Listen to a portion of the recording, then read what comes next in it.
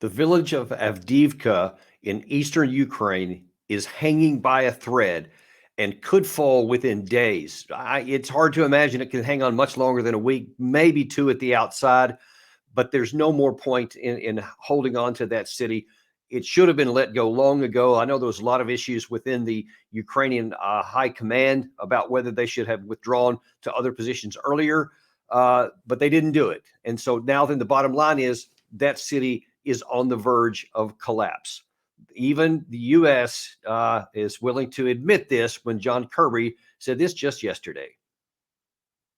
Fighting is incredibly intense in the east, particularly in a city called Avdiivka. It's a city that we've talked about several times before. Unfortunately, we're getting reports from the Ukrainians that the situation is critical, with the Russians continuing to press Ukrainian positions every single day. Avdiivka is at risk of falling into Russian control. In very large part, this is happening because the Ukrainian forces on the ground are running out of artillery ammunition. Russia is sending wave after wave of conscript forces to attack Ukrainian positions, and because Congress has yet to pass the supplemental bill, we've not been able to provide Ukraine with the artillery shells that they desperately need to disrupt these Russian assaults. Now, what you're seeing there, and you're about to see in some clips to follow, is a continuation of the disconnect from reality. John Kirby is saying almost directly there, not even implying, that the only reason Ukraine is losing Avdiivka is because the U.S. Congress didn't pass a budget or a bill that would have allowed more money to go to Ukraine. So it's really just about the cash.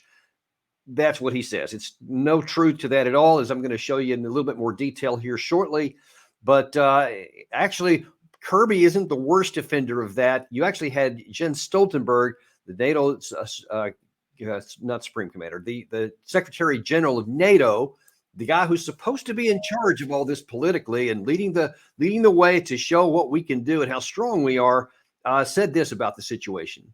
I welcome that NATO allies are providing more support, more air defense, more ammunition. I welcome the decision by the European Union to allocate 50 billion euros to Ukraine, and I expect the US Congress to agree a package of continued support to Ukraine, because supporting Ukraine is not charity. Supporting Ukraine is an investment in our own security. Okay, we'll take that to the last point first. It is not charity, he says, but it's actually something, an investment in our national security, that we must provide these funds for Ukraine so that they can hold fast. That's not true. It's absolutely inaccurate. Our security is not at threat. European security is not at risk. It bears repeating. Russia, after we're now just about to the 2-year mark of this war, about to begin the 3rd year, Russia is in full-on war with their neighbor, and to date, they still only have about 15 to 17% of the territory that Ukraine once held. So you're going to try and make this statement that our security in the West, a 32-member alliance, is at risk because Russia may someday take more than 17% of the one country on their border with no allies, no air force, and no navy. And that's the threat you want to try to say that we must provide to Ukraine. No, you know what? Actually, the best thing that we could do for our national security, if that was truly the objective, it would be, let's negotiate a peace or a cessation of hostilities, anything to stop the fighting, because that's what's going to help the West. That's what's going to lower the chance of even accidental escalation, whether it's, a missile strain across the border somewhere, or God forbid, some crazy thing should happen and somebody makes a stupid decision and it escalates into nuclear warfare. That's where the catastrophic nature could come from. At the moment, that risk is much lower than it was earlier in the war, but you can't rule it out. But the best way to eliminate it is to have a negotiated settlement. But that's not what we're doing. That's not what the NATO is even thinking about doing. Instead, he, first of all, brags on the fact that they just got $50 billion allocated by the European Union. What he didn't tell you is that $50 billion is for 4 years, and that money is almost all going administratively to try and keep the Ukrainian government afloat, to keep their teachers paid, to keep the trucks operating within the country, just to keep the infrastructure going. What he also didn't tell you is that that's about a quarter of the need. to keep the country just running. So it's unclear how Ukraine is going to continue going even through the remainder of this year, much less into the future, if they only have about 25% of the money they need just to function, which is coming from Europe. The other thing he says, we expect that the Congress, the US Congress, is going to provide other money, $60 billion for just this 1 year. That's at least more what they're trying to get done. But I'm not sure that that's a real safe bet, because the US Senate passed a bill last week that would have provided for $60 billion for Ukraine. But the House of Representatives, which has to pass its version of that budget for a bill to make the money actually available, is not quite on board with that. And the Speaker of the House, in the result of that bill, had this to say. The American people are with us on this issue. I mean, they are with us because they understand you have to actually solve the problem. And the product that was produced by the Senate did not solve the problem. You've all heard us hammer over and over H.R. 2, right? That was our signature piece of legislation that we passed many, many months ago, last year. And the reason that all those components are important, again, is because they have to fit together. That's got to solve the problem. You have to address all of them. The Senate bill didn't do that, and that's why it was rejected over there. We have to do it. It's been mentioned that I've been requesting a meeting with the president for weeks now, a month. I've been asking to sit down with the president to talk about the border and talk about national security, and that meeting has not been granted. No, sorry, I didn't set that up properly. What he's saying, that's not included in the Senate bill. He's talking about border security, because the way the White House characterized this bill and the Senate characterized this bill was it was a big national security bill that's going to help America. But for some reason, even though it's the number one issue right now among American voters, the border issue, the crisis going on down there, the Senate bill inexplicably took it out. So it wasn't even part of the deal. The House of Representatives, on the other hand, has said from the outset, as he mentioned there, that they want the border to be part of that deal. And in fact, if the border has to be first, then he can talk about other things separately. But when someone went back and asked the leader in the Senate, Chuck Schumer, if he would consider, like in negotiations with the House, to actually add the border back in there, he said this. Are you ruling out adding any border security language to this bill, either through amendment in the House or conference negotiation? Are you ruling out adding any new? The bottom line is, this bill passed with a robust majority. We need to get aid to Ukraine quickly. We cannot dither for another 3-4 months. And the quickest and best way to do it is pass the Senate bill. So you see, he's like, no, I want my version to go, so I'm not willing to negotiate with the other chamber. That the House Representatives is saying, no, I want this version of the bill to go up, or we're not going to pass anything at all. So they're at a definite loggerheads.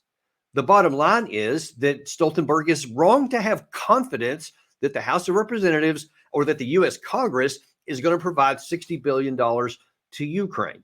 So that alone by itself shows that there are serious problems going on in the Ukraine side. But look, let me reiterate here. It's not cash that's the problem for Ukraine. It's the comprehensive deal. It's a comprehensive way combat power is created and how wars are sustained over time. You can't just get a bunch of cash and say, yeah, we need this money here. You've got to have enough artillery shells. You have to have enough artillery cannons. You have to have tanks, armored personnel carriers, air defense systems, ammunition for that, the interceptor missiles. You have to have spare parts for all of these things here. And at the top of that list, you have to have personnel. You have to have adequately trained people. And there's been lots of reports out in recent days that Russia has been suffering huge casualties in their attacks, both in Avdiivka and elsewhere, which I'll talk about in just a second in more detail. And it's probably true. It's hard to know, to gauge what the accurate numbers are, but it stands to reason it's pretty high. The problem is it's at least equal, if not higher, on the Ukraine side. But Russia has millions more men from which to draw. Russia is their whole society is full on in support of this war, which means at this point, Russia has only done a single mobilization, which was in the fall of 2022, and none since, because they have people who are signing up, who literally volunteer to go fight, that they don't have to do any forced mobilizations. Ukraine left that behind long ago, and now they are doing forced mobilizations to try and compel people to go to the front line. And if you saw our earlier show today, where we interviewed Matt Van Dyke, who has spent some time on the front lines in Ukraine and was live to us from Kiev itself. He says, look, it's a problem because the quality of the people coming forward already is substandard, not what it used to be in the earlier days, because a lot of those people have been killed. So this new batch is not going to make it. So literally everywhere you want to look, whether it is the cash, because it's now just a trickle of what it was, or the manpower, everything is tilted in Russia's favor. And that's especially at the case in Avdiivka. So despite all the things that the NATO commander is saying, despite what John Kirby is saying here, none of these things have changed the fact on the battlefield. And let me show you just a clip from one of our show's favorites and go-to sources. Alex from History Legends, just hours before this broadcast, released this video. As we're speaking, the battle is clearly lost. Hundreds of Ukrainians are desperately trying to escape the encirclement by any means possible, but thousands are definitely trapped. Since my last video on Avdiivka, within a week, detachments of the Russian Guards and the Russian Volunteer Corps have made all these gains. And it's much worse than that. When the Ukraine President Zelensky fired his commander-in-chief, Zaluzhny, they hired a guy named Syrsky, General Syrsky, who's been around for a long time. One of his first actions was to send reinforcements to Avdiivka, the 3rd Assault Brigade of the Azov group.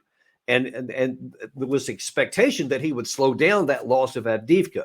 But because of this extraordinary mud that's been going on in the area, many of those troops were bogged down and were not even able to get to the front lines. And when they get bogged down, they're easy prey for Russian drones or Russian artillery or Russian missile strikes.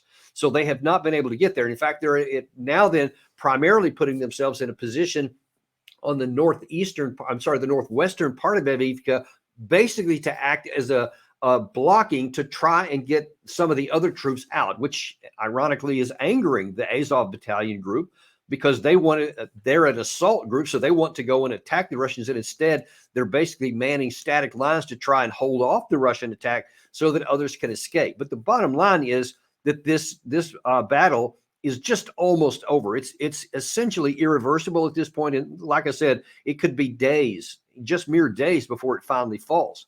The problem for Ukraine is it's not just this one battle.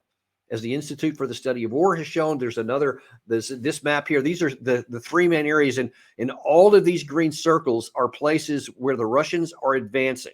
So on the left, you have the northern part there, the Kupiansk area, and Russians are moving forward there. If you look closely, you can see orange there, which shows the advances the Russians are making. It looks incremental, but it's only moving to the east, to the west. It's not moving in the other direction. So Ukraine continues to back off. You have in the center there, the Bakhmut area, where virtually everything that Ukraine gained over the end of their summer offensive has now been lost. And so now Russia is on the verge of moving forward into areas that they had never gained before, even in that area. On the right, you see in the big circle at the top, that's Avdiivka, but you see all the other circles underneath that shows all along the line of contact. And put together, all 3 of these pictures are somewhere around 600 kilometers. Everywhere you look, the Ukraine side is advancing, and the Russian side is advancing against the Ukrainians, and they are unable to stop them. They no longer have the reserves that they had in the winter, in the summer offensive.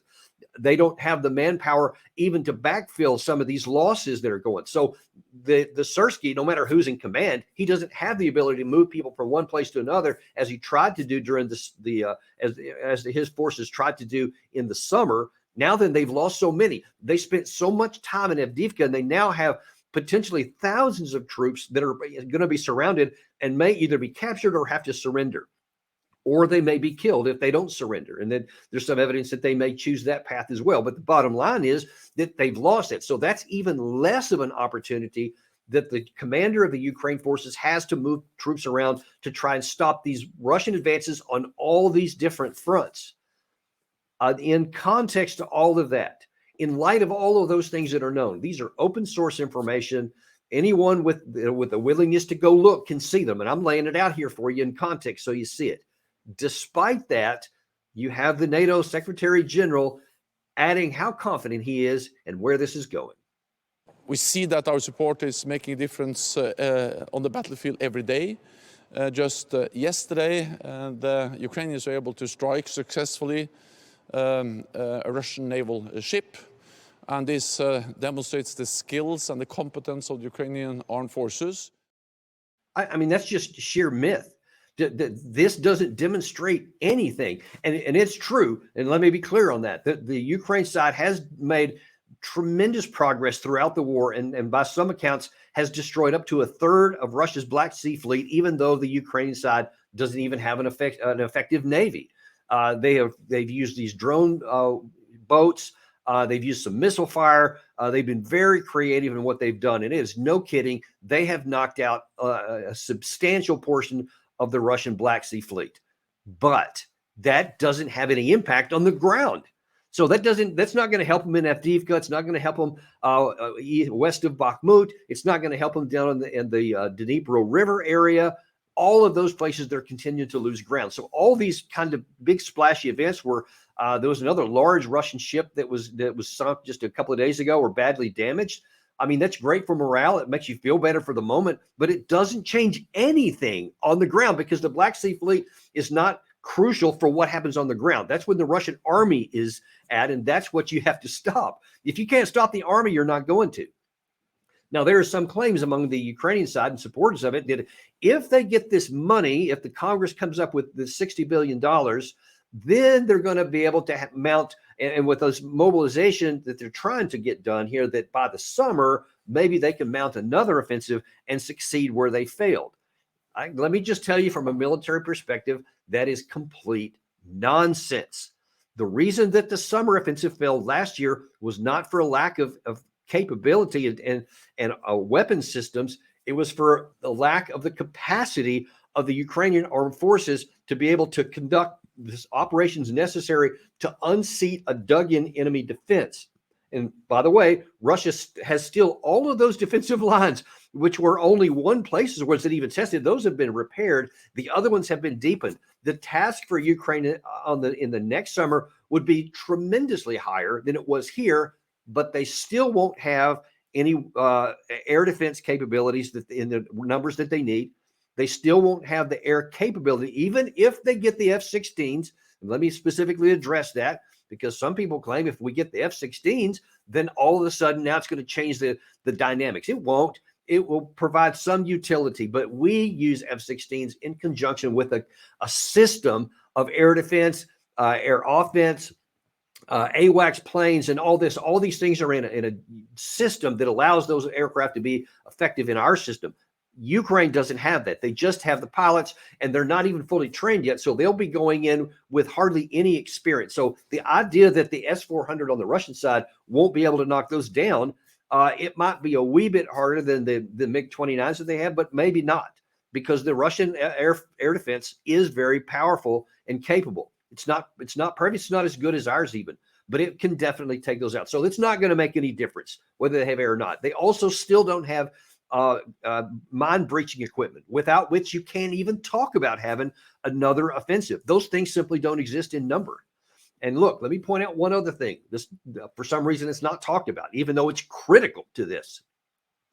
If the Ukraine side even has the fantasy of launching an offensive in the summer, they're going to have a whole new batch of armored vehicles. They're going to have hundreds of tanks, new tanks. I'm talking about additional, because so many were lost in the last one.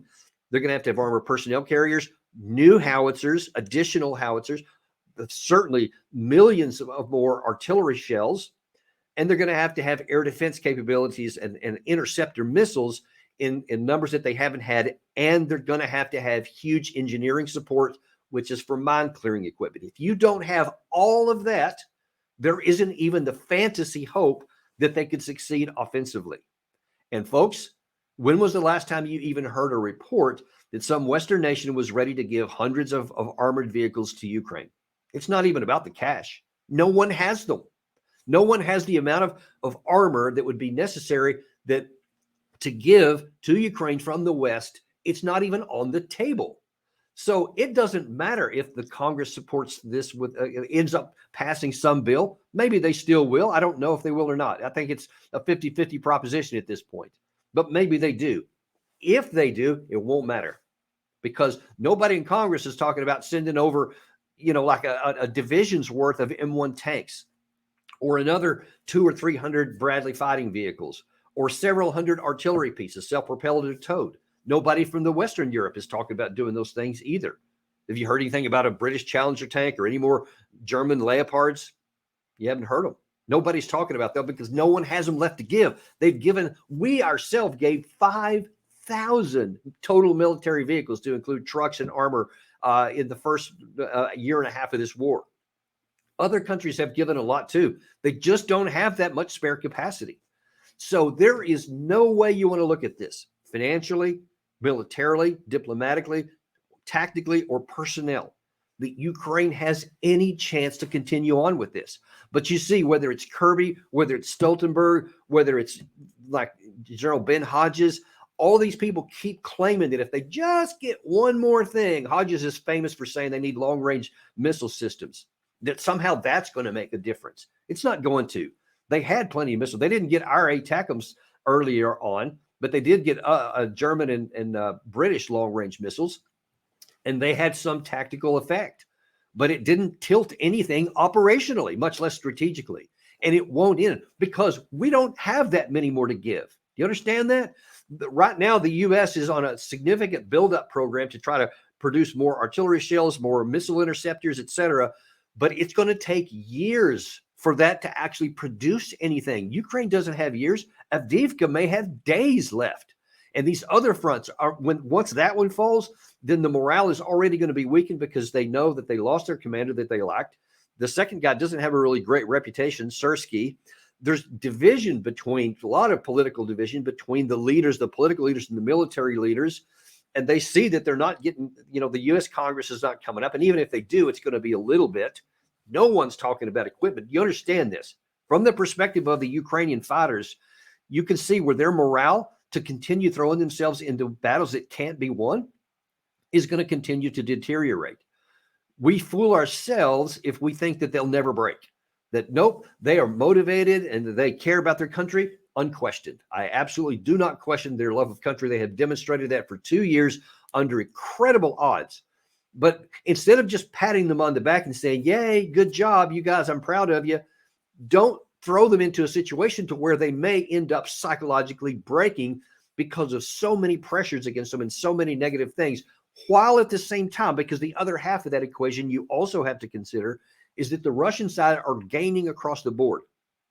Vladimir Putin is as confident as he has been since before the war started, when he thought he had a strong military. Now they've made a lot of corrections, and he does have a more powerful military, even if he doesn't use it good for combined arms operations. You saw that map I put up from the Institute for the Study of War. He is pushing on the entire front line. You see everywhere that Russians are on the advance to the west. The Ukraine side doesn't even have the capacity to go on offense. So while Russia continues to add 14 to 15,000 men per month that they're recruiting, while they continue to build all these weapon systems and refurbish tanks, all this stuff, they can do that for years. Putin has no problem. He's going to be reelected next month. It's not even a question, actually, because he's very popular within Russia, and people see he's on the upside. They can see that things are trending in their direction. So there's very little they won't be able to support for the indefinite future. Ukraine doesn't have that much time. So what the U.S. should do is recognizing the situation where we're in, and if NATO can't come to this conclusion on its own, then we need to insist that they do the same thing and say, listen, this can't be won militarily.